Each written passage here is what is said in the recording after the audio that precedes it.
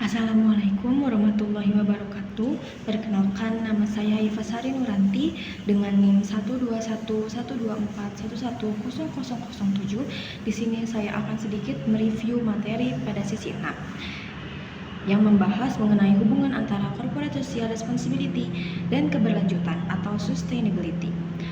Dalam materi ini dijelaskan bahwa saat ini CSR tidak lagi hanya dipahami sebagai kegiatan sosial perusahaan semata, tetapi sudah berkembang menjadi bagian penting dalam menciptakan pembangunan berkelanjutan.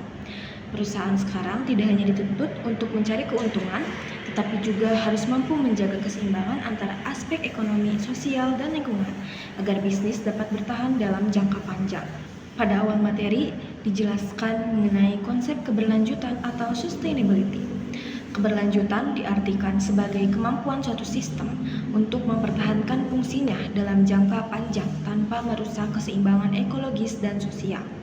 Jadi, suatu kegiatan dikatakan berkelanjutan apabila kegiatan tersebut tetap bisa berjalan dan berkembang tanpa menimbulkan kerusakan yang berdampak buruk bagi generasi berikutnya. Dalam materi ini juga dijelaskan bahwa keberlanjutan bukanlah penghalang bagi perusahaan untuk memperoleh keuntungan. Justru sebaliknya, keberlanjutan dapat menjadi pendorong kinerja jangka panjang perusahaan. Perusahaan yang mampu menjaga hubungan baik dengan masyarakat dan lingkungan biasanya memiliki citra yang lebih positif dan lebih dipercaya oleh publik. Selain itu, perusahaan juga dapat mengurangi risiko konflik sosial maupun kerusakan lingkungan yang bisa merugikan perusahaan di masa depan. Selanjutnya, dalam materi ini dijelaskan mengenai 6 kriteria keberlanjutan menurut Dailich dan Hawkers tahun 2002. Keenam kriteria ini menjelaskan bahwa keberlanjutan tidak hanya berfokus pada keuntungan ekonomi saja, tetapi juga harus memperhatikan dampak sosial dan lingkungan secara seimbang. Jadi, perusahaan dituntut untuk tidak hanya memikirkan bagaimana memperoleh profit, tetapi juga bagaimana aktivitas bisnisnya dapat tetap berjalan tanpa merusak lingkungan dan tanpa merugikan masyarakat. Kriteria yang pertama adalah ekoefisiensi. Ekoefisiensi berarti perusahaan harus mampu menghasilkan keuntungan dengan penggunaan sumber daya alam yang lebih hemat dan dampak lingkungan yang lebih kecil. Jadi, perusahaan tetap menjalankan produksi dan memperoleh keuntungan, tetapi dilakukan dengan cara yang lebih ramah lingkungan. Contohnya, seperti perusahaan yang mulai mengurangi penggunaan plastik, menggunakan teknologi hemat energi, mengurangi limbah produksi, atau memanfaatkan kembali bahan-bahan yang masih bisa digunakan. Dengan cara ini, perusahaan tidak hanya mengurangi kerusakan lingkungan, tetapi juga bisa menghemat biaya produksi dalam jangka yang panjang. Kriteria kedua adalah sosioefisiensi. Sosioefisiensi berkaitan dengan bagaimana perusahaan menciptakan manfaat sosial dengan dampak sosial negatif yang sekecil mungkin. Artinya, perusahaan harus memperhatikan kesejahteraan karyawan dan masyarakat sekitar dalam menjalankan bisnisnya. Misalnya, perusahaan memberikan upah yang layak, menciptakan lingkungan kerja yang aman, serta menjaga hubungan baik dengan masyarakat sekitar. Jadi, perusahaan tidak hanya fokus pada hasil produksi, tetapi juga memperhatikan manusia yang terlibat di dalamnya. Kriteria ketiga adalah ekoefektivitas.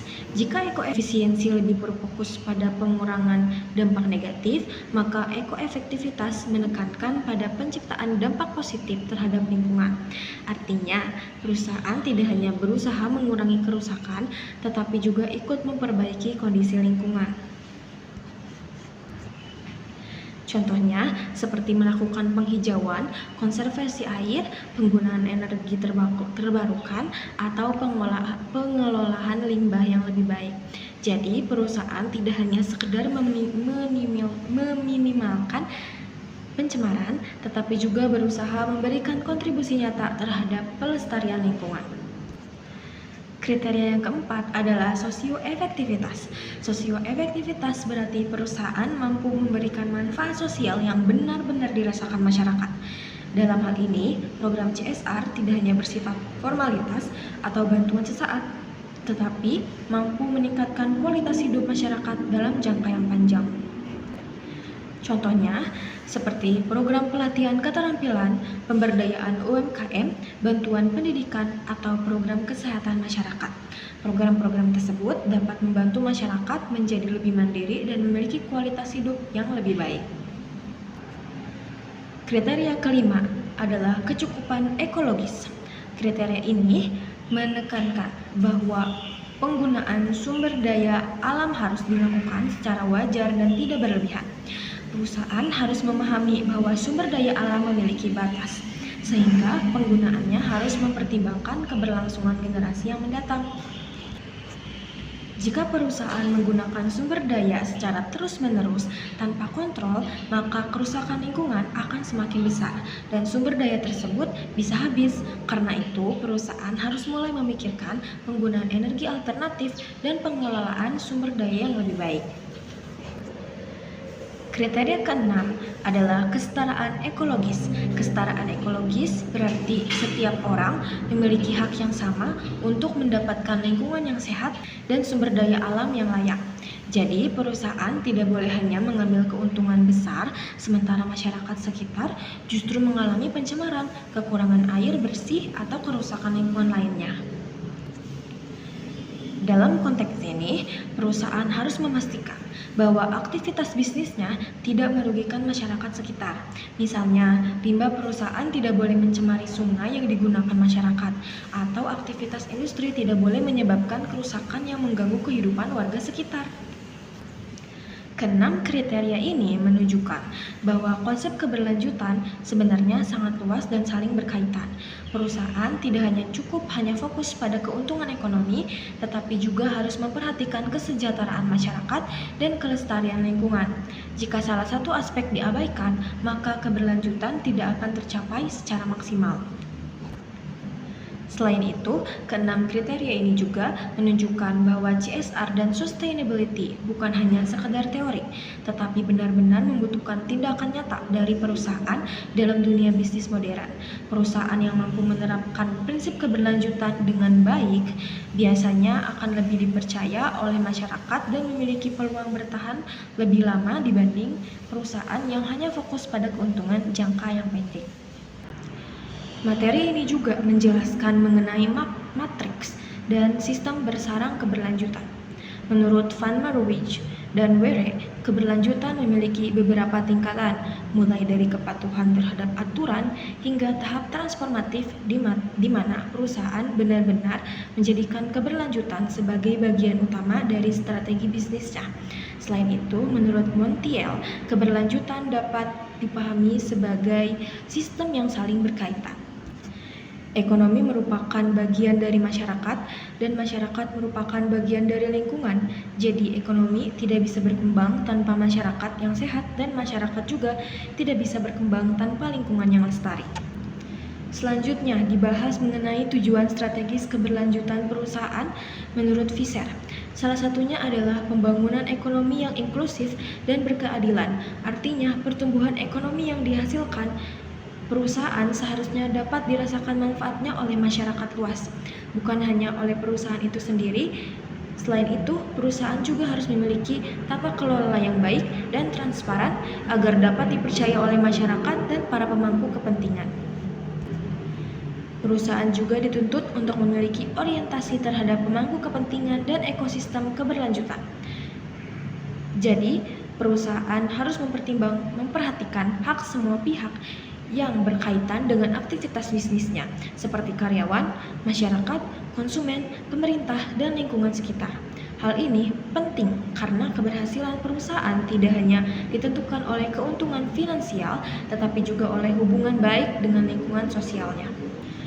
Dalam materi ini juga dijelaskan mengenai paradigma triple bottom line yang dikemukakan oleh Elkington. Konsep ini menjelaskan bahwa keberhasilan perusahaan tidak hanya diukur dari suatu aspek yaitu profit atau keuntungan, tetapi juga dari people dan planet.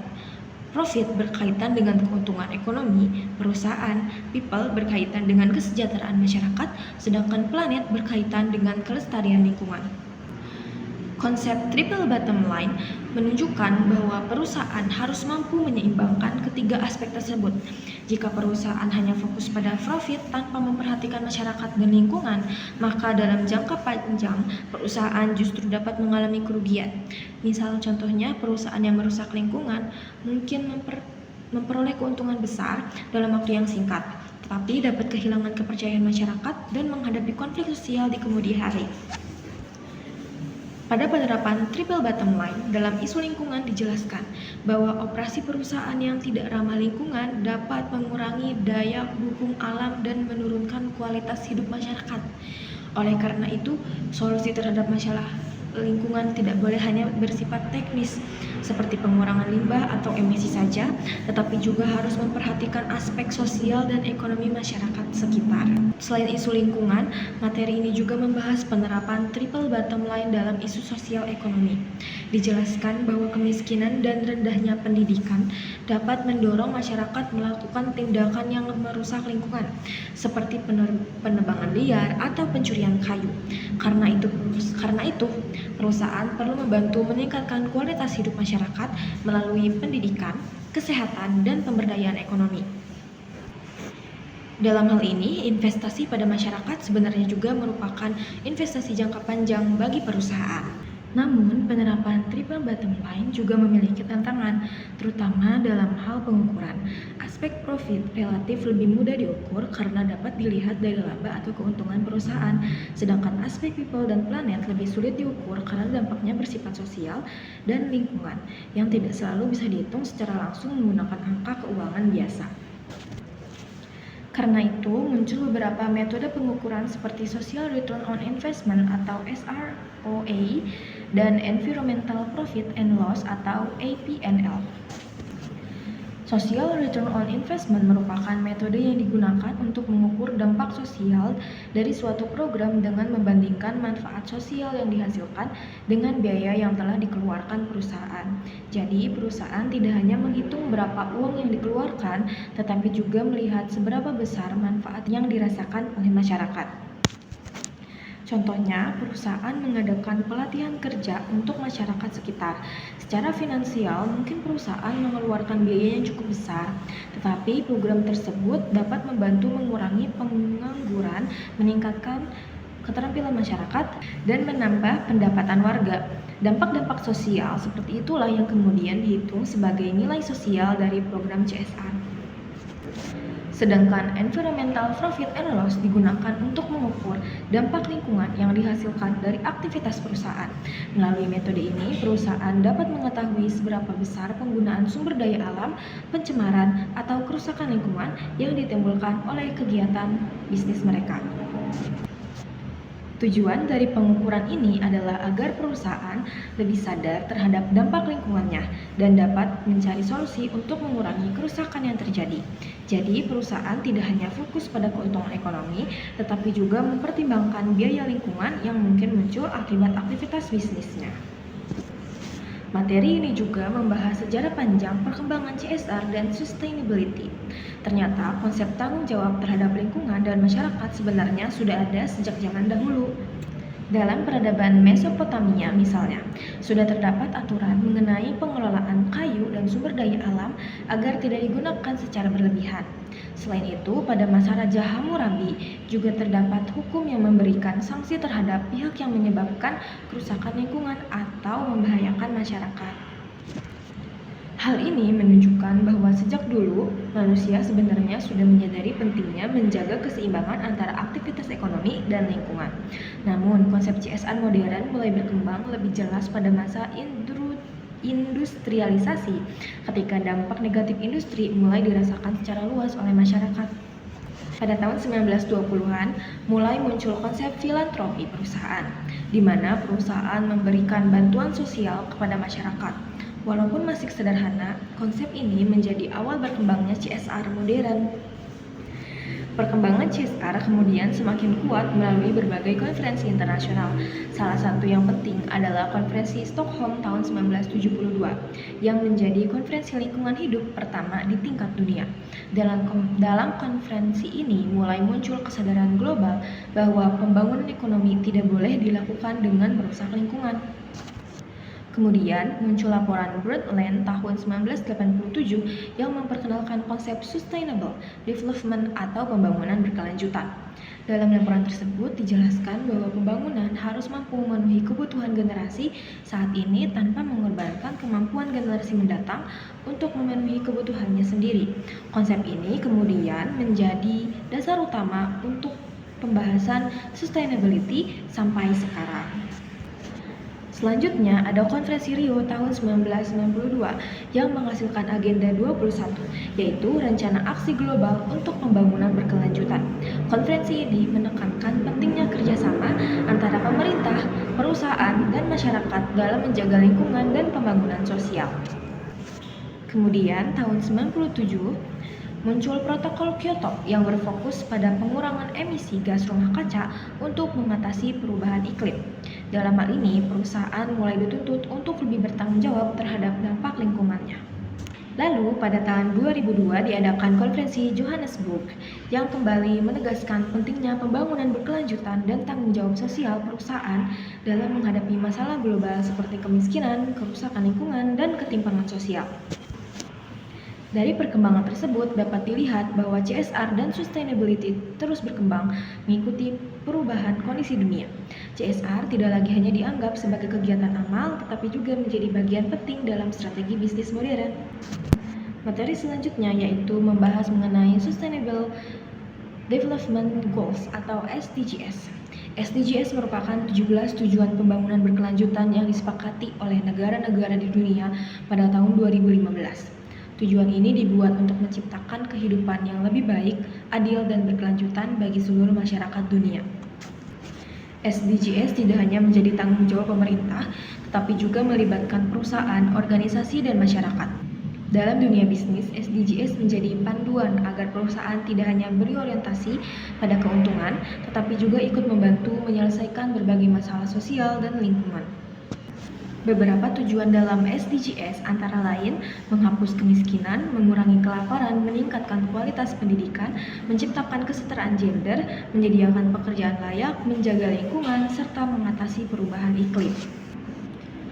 Perusahaan memiliki peran yang cukup besar dalam mendukung SDGs karena perusahaan memiliki sumber daya, teknologi, dan pengaruh yang luas.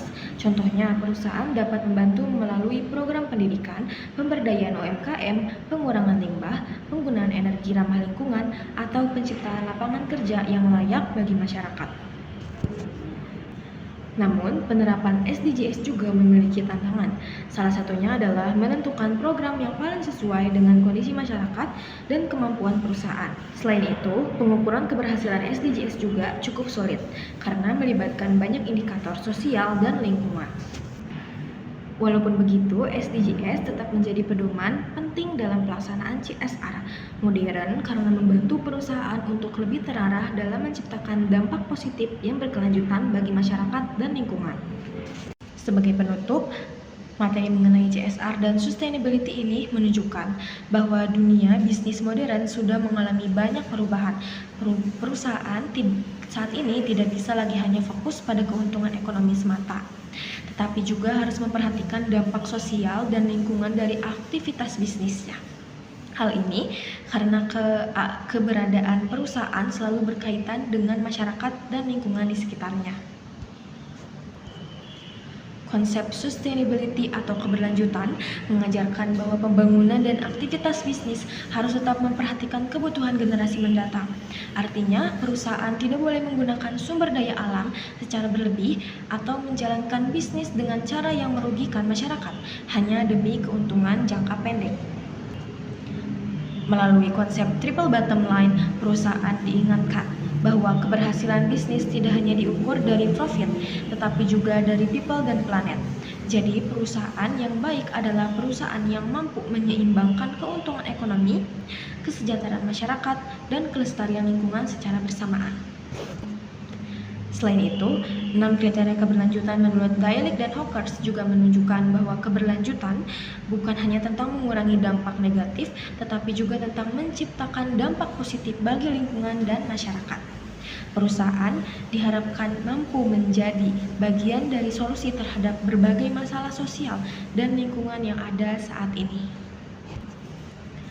Materi ini juga memperlihatkan bahwa perkembangan CSR dan sustainability terjadi melalui proses yang panjang, mulai dari kesadaran sederhana mengenai lingkungan hingga menjadi isu global yang dibahas melalui berbagai konferensi internasional dan SDGs.